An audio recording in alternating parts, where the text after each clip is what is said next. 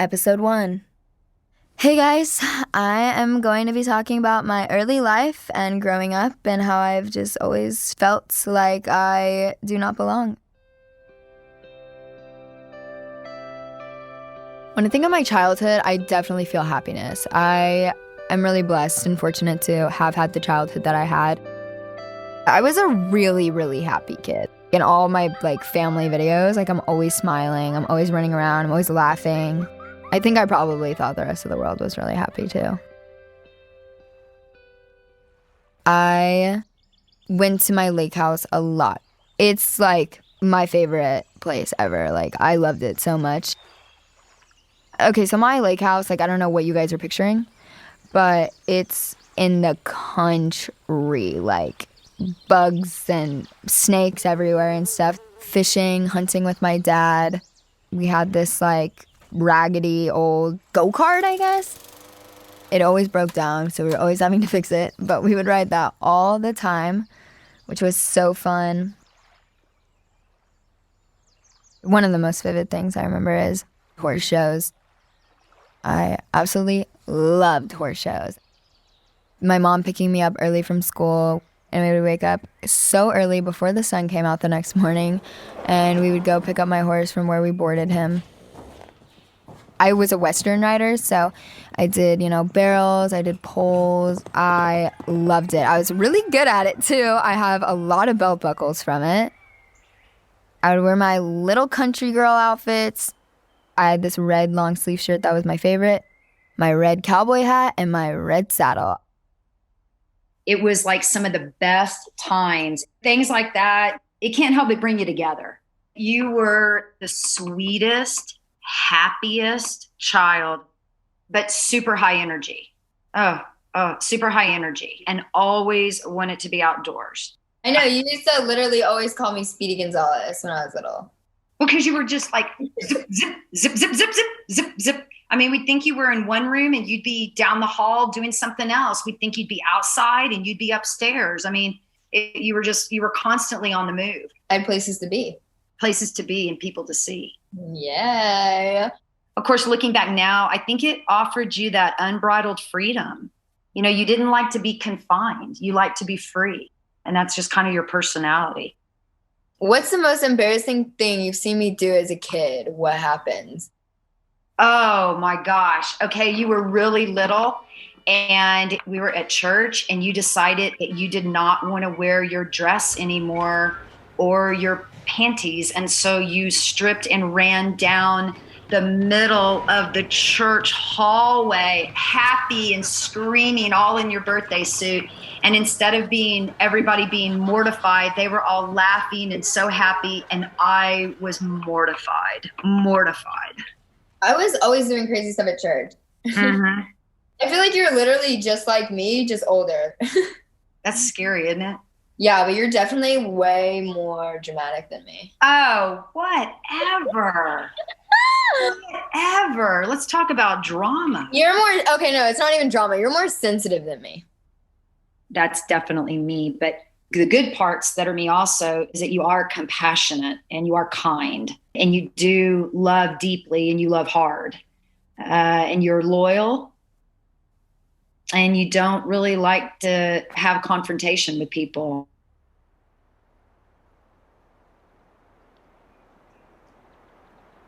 I've realized a theme in my life, feeling like I'm being left out. I remember the first time I felt out of place was, I want to say it's second or third grade. My school had this field to play for recess. And there was a bunch of girls that were playing soccer. I had played soccer in kindergarten. So, I kind of knew about the soccer life. I was like, I've played soccer. I want to play soccer with you guys. And I was like, hey, can I play soccer with you guys?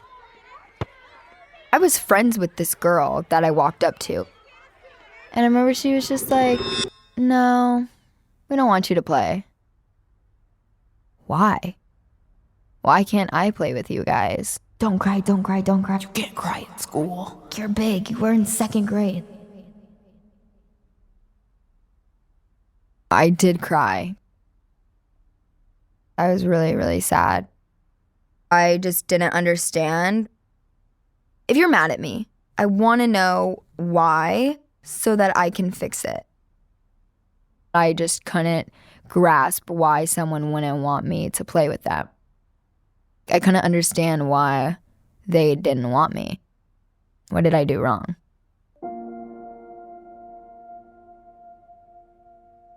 That's the beginning of when I started to feel like I just didn't belong. I was diagnosed with ADHD, I want to say in first grade. I couldn't read something without reading it out loud. Like my brain couldn't process just reading it in my head. Like I felt like I would read it and I didn't take anything away from it. Like I didn't remember anything. So during class, I would be taking a test and I would be like whispering to myself. And so eventually the teacher, she would move me desks so that I was away from everyone, so I wasn't bothering anyone. At first I was like, okay. And then I realized that like, wait, no one else has to do this. Why do I have to move? Like, is something wrong with me? And then I started thinking, why can't I just read in my head? Why am I weird? Like, what's wrong with me? Like, I totally get it. But, you know, when you're that young, it's like, I literally just couldn't help it. I remember I had a crush on this boy. The thing is, I was so desperate in 6th grade to be wanted. Like, I just wanted someone so bad. So I gave, like, this guy a Valentine note, and his friends gave it back to me, and they were like, No. It said no on it. And I was like, whoa. Damn. All right. Bet. That hurt. Because his friends gave it to me. Like, I didn't understand why not everyone liked me.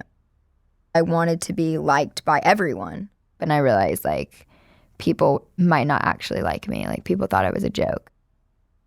So one time, we actually never caught who it was. But someone came and TP'd my house. And they put shampoo. Okay, before I say it. Sounds like a harmless joke, right? No. They came, they TP'd our house, they put shampoo all over our grass, so all of our grass died. They put plastic knives facing the knife side up all under my window. So they put pads in my bush. So we have this bush that was like underneath a tree in my front yard. They put all these pads in there, but the pads were burnt, like lit on fire. So that means they lit the pads on fire, put them in, and there was like burn marks. But luckily, it had rained that night, and no one got hurt. My house didn't catch on fire or anything, but there was, like, a burn mark in our bush. And then they put, like, pop things by our front door. So, like, when you walk out, we were stepping on them, and they were, like, popping on our feet. It sounds like, oh, it's just, like, funny. But first of all, I didn't have friends. Like, the 2 friends that I had didn't do this. Like, it wasn't a friendly thing. And, you know, you would, like, TP someone's house in high school or, like, middle school or however old you were. You would TP someone that either you were, like, friends with or someone, like, an ex, like, someone that did you dirty, like, someone that did this. But you would just TP them, you know, like, casual, like, fun TP. But when plastic knives are literally put under my window, these pop things were put on our porch. So we stepped on them and like burnt our feet. They burnt our bushes. It was just this thing. It was just this whole thing. They forked us. And it was just a really scary situation because if that tree would have caught on fire, that tree was so close to our kitchen. If it would have like fallen over onto our kitchen, like our house would have burned down, and we literally were all inside. And that's when things escalated a little bit because it was less of like a bullying situation. It was more of like, okay, this person's now coming to my home and lighting my bush on fire. It felt scary. Like, I felt like, okay, this is like the first step in like a bad movie. It really started really, really bad when I got on Instagram, actually just looking for an app to post my photography on. Instagram wasn't an influencer app yet. It was very much just people posting like very low quality like pictures of them with like ugly filters. Like, it wasn't what it is now. So when I went on to the app store and Instagram popped up, Downloaded it, got on it, and I immediately posted like all of the pictures that I had been taking. On social media, no one knew me. I was a completely different person to express myself, be myself, like be weird, and just do the things I wanted to. Back then we would have like Instagram boyfriends, or we would have like Instagram best friends. And it's so weird to think about now because like the world is just so different now, but we would have that. Instagram became a place for me that was a relief, like a community.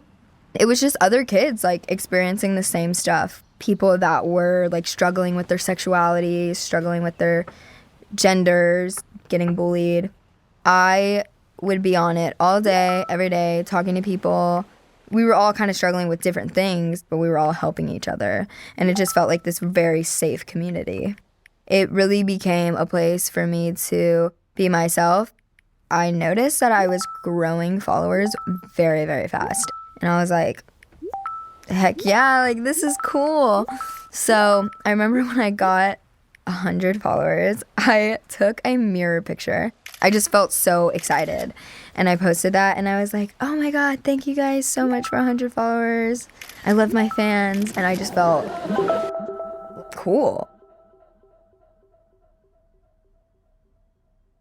People at my school just started making fun of me for it.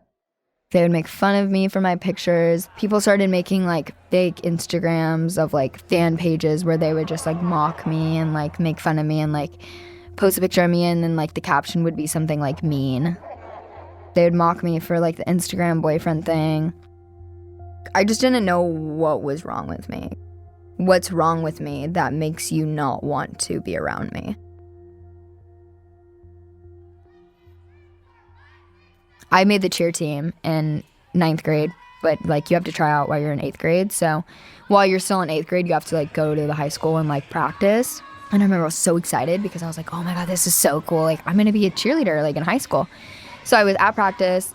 I was literally in a stunt. The bell rang. And this guy came out and like slapped this piece of paper on the window. Maggie, be my Instagram girlfriend. That was like the first moment I was like, holy shit, I don't want to go to high school. I don't want to do this anymore. This is not going to be fun. I'm going to be miserable.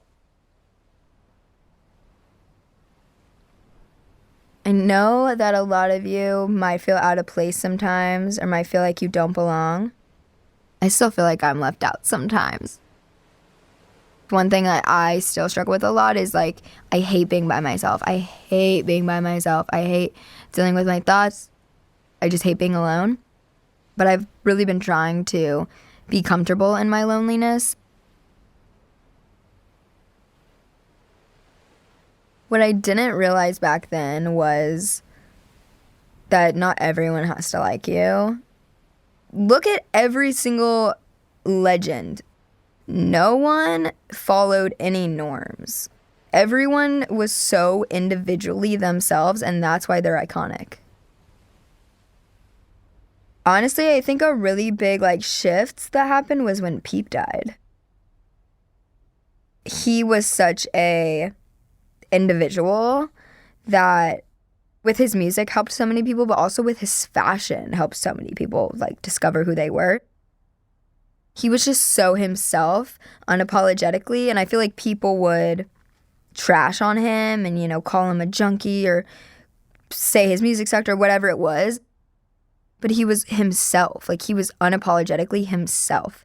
And when he died, everyone started, you know, like dick riding him and was like, no, he's the best. Like, he's a legend. He's like the new Kurt Cobain, like all this stuff. And it just made me realize, like, when you die, everyone loves you all of a sudden. So why not just live for yourself? And if everyone hates you and you're happy, like, who cares? Like, as long as you're happy, it's really all that matters. I tried so hard to, like, fit in, and now I realize that I just think I was just trying so hard to fit in with the wrong people that I never, like, found the people that I could have been embraced by, because I was just trying so hard to make something work that just wasn't working. Just be yourself.